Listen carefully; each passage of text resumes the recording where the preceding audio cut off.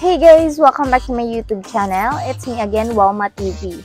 So for today's video, ang pag-usapan natin ay nakikita nyo naman sa ating title ay tungkol sa ating Daphne Pills. So ang Daphne Pills ay para saan ba?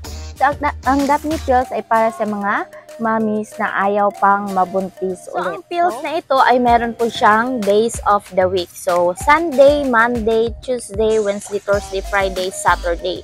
So for example, nagsimula kayo sa Sunday. So, after 24 hours ay iinom naman kayo ulit. So, dito na naman kayo ulit sa Monday. Then, the next day, doon na kayo sa Tuesday. So, kailangan guys, 24 hours interval yung pag-inom nito. So, kapag lumipas na siya ng 24 hours, kailangan na guys na maging alert kayo kasi hindi na siya i-effect. Kasi nga, nakalagay dito 24 hours interval. So, for example, iinom kayo ng pills na ito 7 o'clock in the evening and the next night, kailangan pa rin 7 o'clock.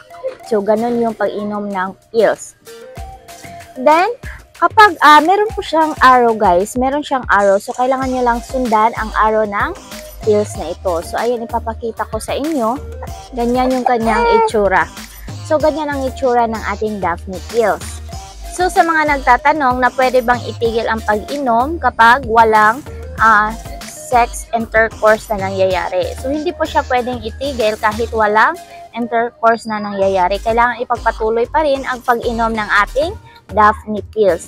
So, kailan ba kayo pwedeng tumigil sa pag-inom ng Daphne Pills? So, pwede kayong tumigil kung dinatna na kayo ng regla at magsimula na naman ang panibagong pill.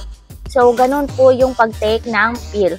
So, on the next video guys, ay pag-uusapan naman natin yung mga side effect ng pill. So, siguraduhin nyo guys na nakasubscribe sa aking channel at pakiclick ng bell button para lagi kayong updated sa mga next video. Bye-bye and God bless!